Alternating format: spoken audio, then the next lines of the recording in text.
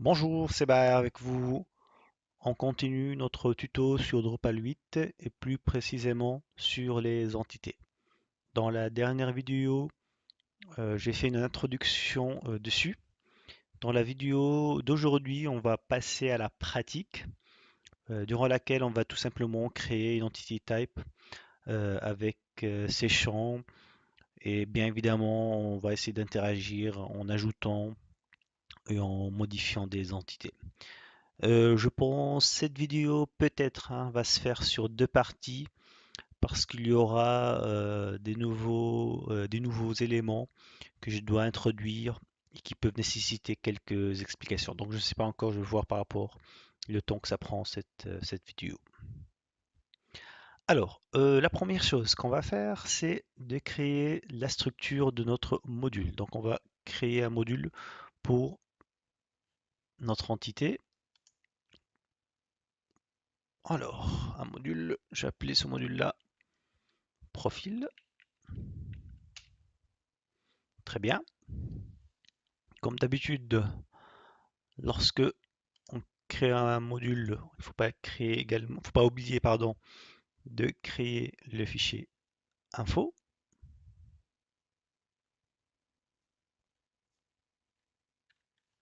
Alors, on donne le nom, profile, type, c'est un module, description, module to create content entity type.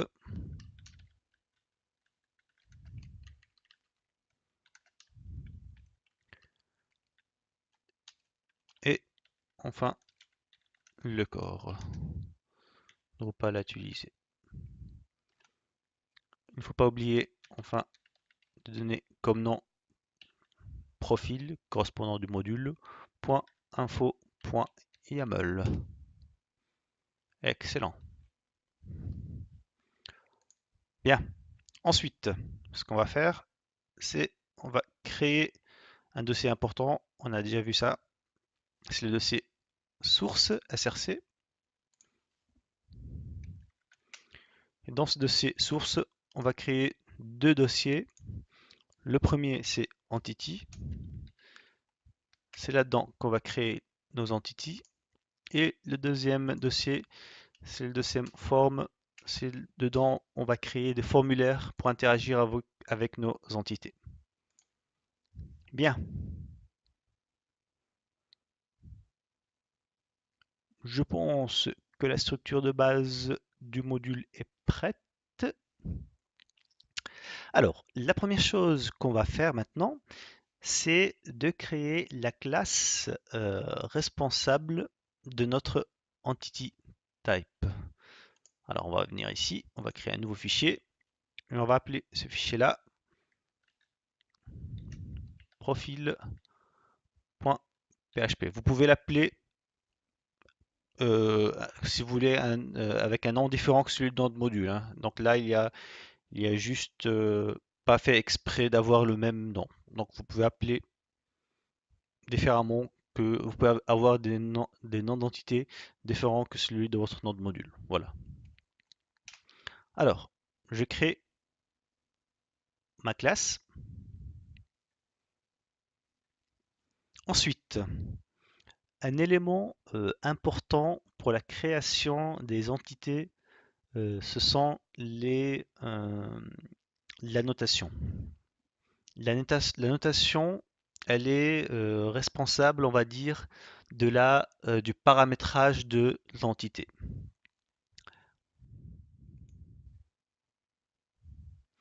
Et comme d'habitude, si on veut créer une annotation, je vous conseille vraiment d'aller dans la documentation officielle de Drupal et de s'inspirer de ce qui existe déjà. Donc là, je vais prendre cette annotation-là. Donc là, je vais mettre le lien dans la partie description et je vais essayer d'expliquer en fait toute la notation sachant qu'on ne va pas tout utiliser, hein, on va utiliser qu'une partie de la notation. Alors, je copie tout ça. Et par contre, je dois ajouter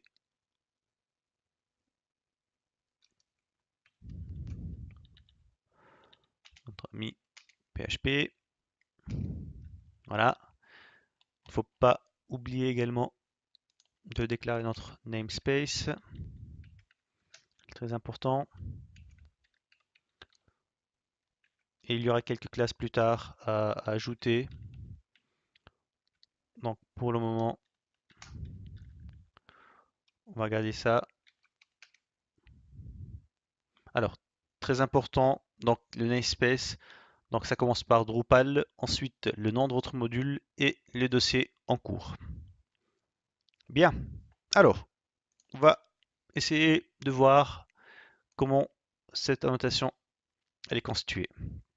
Tout d'abord, on a ici la déclaration de la notation, on a @content entity type. En réalité, on a pour les types d'entités, on a deux types de déclarations, on va dire. Il y a ce qu'on appelle config entity type et il y a content entity type. Config entity type, c'est pour la configuration des entity types et content entity type, c'est pour la création de contenu de type entity type, tout simplement. Bien. Ensuite, on a ici la clé ID. Donc là, c'est l'identificateur unique de notre entity et je vais appeler dans notre cas de figure profil. D'ailleurs, ici, il y a des choses. On va enlever. Ensuite, on a le label. Le label de notre entity. Et puis, on passe à l'array handlers. En fait, l'array handlers, c'est là où il y a, on va dire, le vrai paramétrage de l'entité. D'ailleurs, en fait, avant, on l'appelait controllers. Mais à cause de ce nom controllers, en fait, ça peut donner confusion avec le pattern MVC. Donc, ils ont décidé de le changer en handlers pour ne pas avoir des soucis avec avec ces nominations. Alors, qu'est-ce qu'on a dans le array handlers? On a tout d'abord la clé storage. La clé storage, en fait, elle contient c'est une classe qui va contenir des méthodes où on va interagir avec les données eux-mêmes. Si on va prendre directement cette classe-là, alors, vous allez voir, donc là on a user storage. Vous voyez ici do save field items, update, login. Donc là en fait, on utilise des méthodes pour interagir avec les données de la base. Par contre, on a ici Storage Schema. C'est pour cette fois-ci interagir avec les tables du storage, de sauvegarde des données. Donc, voilà la différence entre les deux. Pour notre cas de figure, on ne va pas l'utiliser, mais vous pouvez utiliser pour faire votre propre méthode d'interaction avec les données. Dans notre cas de figure, on ne va pas l'utiliser, donc je vais les enlever. Ensuite, on a la clé Access. En fait, comme son nom l'indique, Access, c'est pour donner des droits aux entités pour l'écriture, la suppression et l'édition. Voilà, tout simplement, ça c'est la clé Access. Peut-être Access aussi. Dans notre cas de figure, je ne vais pas l'utiliser parce que je vais directement utiliser les routes et les droits directement d'accès tour les routes. Donc on n'a pas besoin de celle-là aussi. Mais vous, en fait, pourquoi Drupal il donne cette flexibilité comme ça, votre projet soit beaucoup plus lisible et clair dans le cas de figure si on aura un projet assez conséquent. Mais si vous avez des petits projets, vous n'êtes pas vraiment obligé de tout créer, de créer toutes ces classes-là. Ok. Ensuite, on a List Builder. List Builder, ce qu'elle va faire, c'est que elle va afficher, elle va lister toutes les entités dans une seule page. Donc ça, par contre, ça peut être intéressant. Je vais la garder. Pourquoi pas? Ensuite, on a View Builder. Alors, View Builder, c'est une classe du cœur. Ça permet d'afficher les entités, d'interagir avec l'affichage des entités.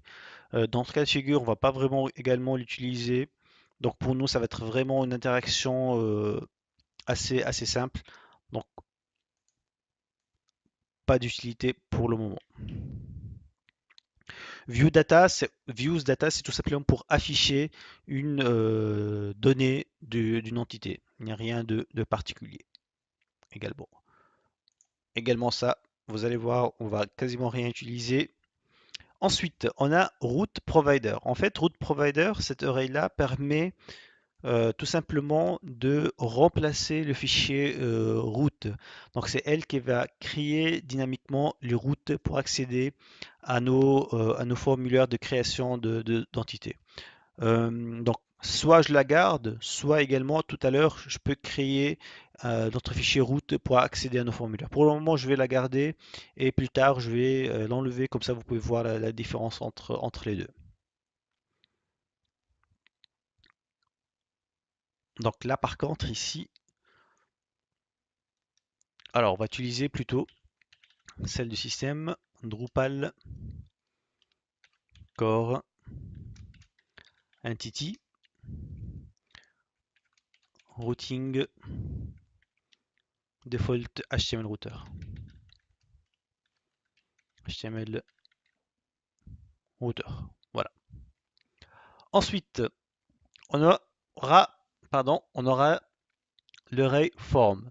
Donc, comme son nom l'indique, cette array permet tout simplement d'accéder à notre classe de formulaire pour créer nos différents formulaires. Donc on peut créer ici déjà le chemin de nos formulaires qu'on va créer plus tard dans de ces formes. Donc ici, profile, forme. Je peux donner ça profile entity form par exemple. Et également pour la même chose, donc ça par défaut, donc qu'un seul, moi je vais plutôt mettre pour ajouter, pour éditer.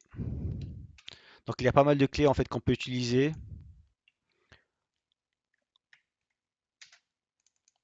Edit. Donc il est important de garder ces clés là, hein. Donc ce sont des clés par défaut qui se trouvent avec Drupal 8. Donc c'est comme ça qu'il faut les utiliser pardon. Pour register, pour le moment on va pas utiliser. Voilà, tout simplement. Oups. Excellent. Bien. Ensuite, on a la clé translation, c'est pour tout ce qui est traduction. Pour le cas de figure de notre vidéo, on ne va pas l'utiliser également, on n'a pas besoin de la traduction, sachant que on peut traduire bien évidemment nos entités. Donc il y aura encore une fois une classe qui va être responsable de traduction. Donc vous voyez ici comment Drupal vous donne la possibilité d'aller vraiment jusqu'à la translation de votre entité. Donc on simplifie encore. Ensuite, admin permission, donc comme son nom l'indique, administer. Donc là, je vais garder administer. Ensuite, par contre, là, j'ai remarqué quelque chose. List builder ici, on va mettre profile. Je vais appeler ça profile list builder. Ensuite, la base dans laquelle on va créer nos champs, on va appeler ça profile. Et ensuite, on a data table. C'est la table dans laquelle on va créer les données. Alors, je dois faire une petite explication sur deux champs. En fait, il y a deux tables, sachant qu'on n'est pas obligé d'avoir la deuxième table. En fait, on peut avoir deux tables. La première table, base table, va contenir l'identifiant unique de notre entity. Ça va être ID, l'identity type, langage code, la langue de l'entity et le UUID, vous voyez ici, qui est qu'on appelle en anglais Universally Unique Identifier. C'est lui en fait c'est un identificateur unique qui permet d'identifier une information, une entité dans notre cas de figure.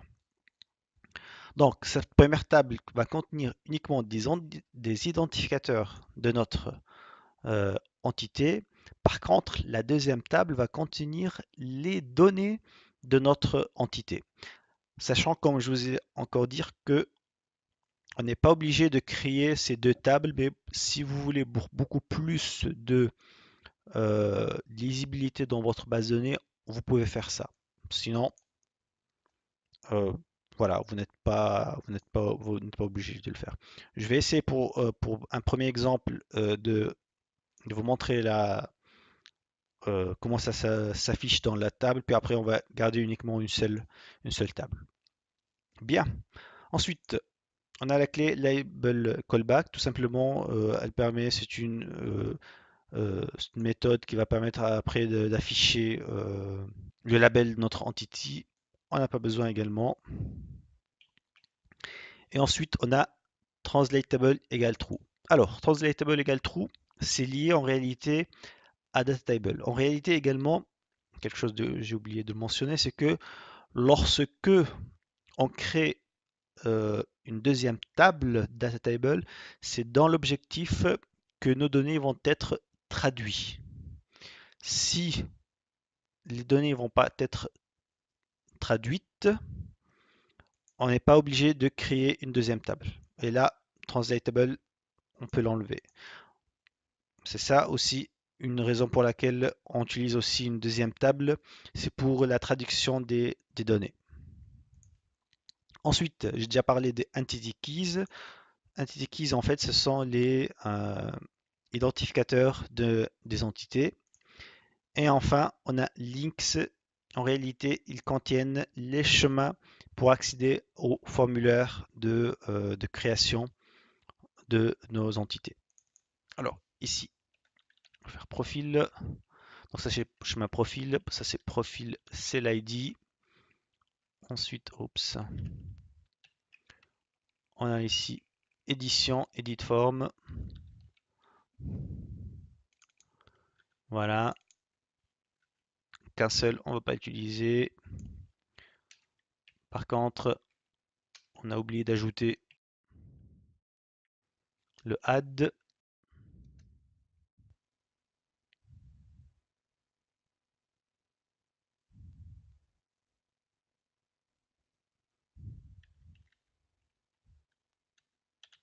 Add form.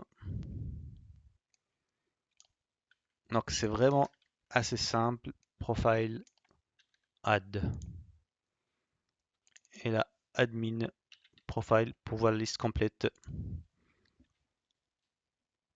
de notre deux entités. Et enfin, on a la clé field UI base route. En fait, cette clé, elle déclare une route vers le formulaire qui va nous permettre de modifier nos champs. C'est comme si on a les content entity type. Donc on aura quelque chose qui ressemble, si on va revenir ici, ça, quelque chose qui ressemble à alors structure, content, content type, manage field. Voilà, on aura quelque chose qui ressemble à manage field, puis on peut éditer nos champs. Dans ce cas de figure, on ne va pas utiliser ça. On va vraiment garder le plus simple possible. Mais sachez que ça existe. Bien, je pense on a fini avec notre annotation. Et puisqu'on est au bout, on va terminer avec, pardon, avec cette classe. Alors si vous constatez, cette classe, elle est mal écrite. Donc là ici, on se trouve dans le cas de figure de profil.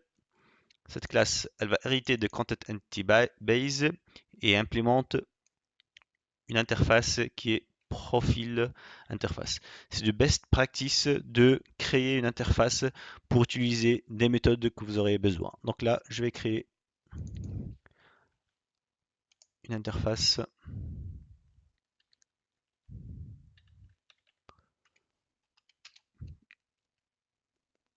Et là, tout simplement, voilà. Hop, on déclare comme d'habitude le namespace. Oups. Drupal, le nom de votre module et le dossier en cours. Ensuite, il faut utiliser la classe core entity content entity interface. Et enfin, on déclare notre interface profile, interface extends content entity interface. Voilà. On enlève ça. Extends. Et on est bon. Bien évidemment ici, on doit ajouter d'autres modules, d'autres classes. Tout d'abord, c'est la classe, comme on a vu ici, Content Entity Base. Drupal core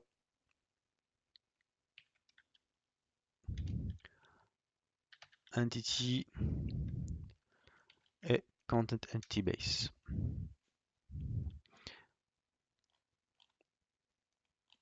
Voilà. Plus tard, on va voir comment on va créer, on va implémenter, on va créer cette fois-ci les champs dans notre base de données. Et cette fois-ci, on va utiliser un autre exemple de la documentation officielle de Drupal, c'est Creating a Content Entity Type in Drupal 8. Donc là, on va s'inspirer de quelque chose qui existe déjà. On va voir ici. Alors, contact PHP, voilà, ça, on appelait ça comme une entité.